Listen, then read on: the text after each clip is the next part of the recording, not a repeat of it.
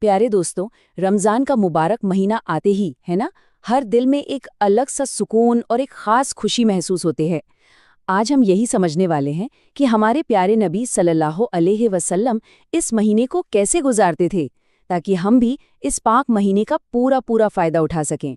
تو سوال یہ ہے کہ پیغمبر محمد صلی اللہ علیہ وسلم اصل میں رمضان کے دن گزارتے کیسے تھے؟ دیکھیے، یہ باتیں کسی کہانی یا قصے پر نہیں بلکہ پوری طرح سے سچی حدیثوں پر آدھارت ہیں، تاکہ ہم اپنی زندگی کو سنت کی روشنی سے بھر سکیں۔ ہمارے نبی کے لیے رمضان کا انتظار کوئی عام انتظار نہیں تھا، بلکہ یہ شوق اور عبادت سے بھرا ہوتا تھا۔ یہ تیاری دنیا کی چیزوں کی نہیں تھی، یہ تیاری تھی روحانی طور پر دل کو اللہ کے قریب لانے کی۔ جیسے جیسے رمضان قریب آتا، عبادت کا سلسلہ اور بھی تیز ہو جاتا تھا۔ تو یہ تیاری ہوتی کیسے تھی؟ رمضان آنے سے پہلے ہی نفلی روزے بڑھ جاتے تھے، دعا کے لیے ہاتھ زیادہ اٹھنے لگتے تھے اور اللہ کی یاد میں زیادہ سے زیادہ وقت گزرنے لگتا تھا۔ یہ ایک طرح سے دل کو اس پاک مہینے کے لیے تیار کرنے کا بہت ہی خوبصورت طریقہ تھا، تاکہ عبادت میں ایک نیا جوش اور لگن پیدا ہو جائے۔ اچھا، اب بات کرتے ہیں سحری کی، صبح صادق سے پہلے کا وہ مبارک کھانا۔ سنت میں آپ جانتے ہیں، سحری صرف دن بھر کے روزے کے لیے پیٹ بھرنا نہیں ہے، بلکہ اس کا مقصد کہیں زیادہ گہرا اور برکت والا ہے۔ ایک بات ہمیشہ یاد رکھیے، سحری کو برکت یعنی اللہ کی خاص رحمت کا ذریعہ مانا گیا ہے۔ یہ صرف ہمارے جسم کو طاقت نہیں دیتی، بلکہ ہماری روح کو بھی برکت سے بھر دیتی ہے، اور اسی لیے سنت میں اسے کبھی بھی چھوڑنے سے منع کیا گیا ہے۔ سنت سے ہمیں دو بہت ہی پیاری باتیں پتہ چلتی ہیں۔ پہلی، سحری کبھی مت چھوڑو، بھلے ہی ایک گھونٹ پانی سے ہی کیوں نہ ہو، اور دوسری، اسے دیر سے کرنا بہتر ہے، مطلب فجر کی نماز سے کچھ دیر پہلے تک۔ دیکھیے، اس میں ہم سب کے لیے کتنی آسانی بھی ہے اور برکت بھی۔ اور جانتے ہیں نبی پاک کی سحری کیسی ہوتی تھی؟ سادگی کی ایک بہترین مثال۔ اکثر صرف کچھ کھجوریں اور پانی ہی ہوتا تھا۔ اس سے ہمیں کتنا بڑا سبق ملتا ہے کہ روزہ ہمیں صبر اور سادگی سکھاتا ہے، نہ کہ طرح طرح کے کھانوں میں الجھنا۔ چلیے، اب دن بھر کے انتظار کے بعد اس خاص لمحے کی طرف بڑھتے ہیں، افطار۔ جس طرح روزہ رکھنا ایک عبادت ہے، ویسے ہی سنت ہمیں سکھاتی ہے کہ روزہ کھولنا بھی ایک خاص عبادت کا لمحہ ہے۔ پیغمبر کا طریقہ بہت ہی سیدھا اور سادہ تھا۔ جیسے ہی سورج ڈوبتا، فوراً بنا کسی دیری کے روزہ کھول لیتے تھے۔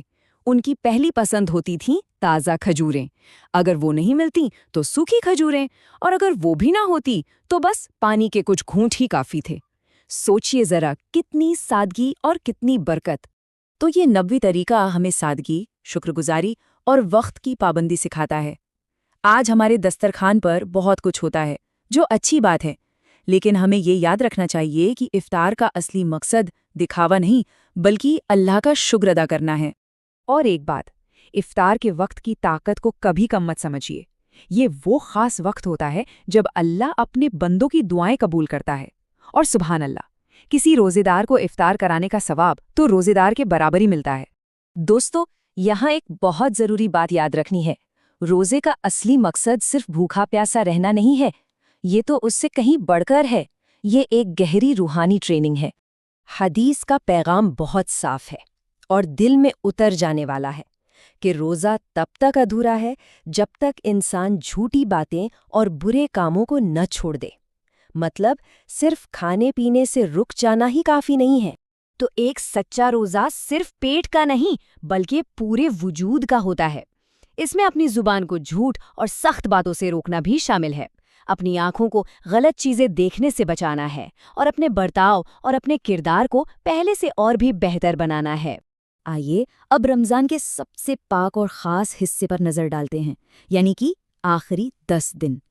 یہ عبادت اور اللہ کی رحمت کا سب سے بہترین وقت ہوتا ہے۔ ان آخری 10 دنوں میں تو عبادت اور اللہ سے لو لگانے کا ماحول اپنے عروج پر ہوتا تھا، مطلب ایک دم چرم پر۔ یہ پورے مہینے کی روحانی کوششوں کا سب سے قیمتی نتیجہ ہوتا ہے۔ اور ایسا کیوں؟ کیونکہ انہی آخری 10 دنوں میں وہ مبارک رات آتی ہے، لیلۃ القدر، ایک اکیلی رات جسے قرآن میں 1000 مہینوں سے بہتر کہا گیا ہے۔ اسی لیے ان دنوں کو بہت سنجیدگی اور عبادت میں گزارنا چاہیے۔ دوستو، آخر میں بس ایک بات کہنا چاہوں گا، اگر ہم اس رمضان صرف اپنی سحری، افطار اور اپنے کردار کو سنت کے مطابق ڈھال لیں تو یقین مانیے ہماری زندگی میں ایک بہت گہری اور اچھی تبدیلی آ سکتی ہے۔ تو چلیے ہم سب خود سے یہ سوال پوچھتے ہیں، اس رمضان ہم کون سی ایک نبوی سنت کو اپنی زندگی کا پکا حصہ بنا سکتے ہیں؟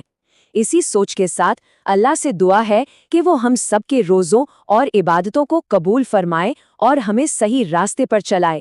آمین۔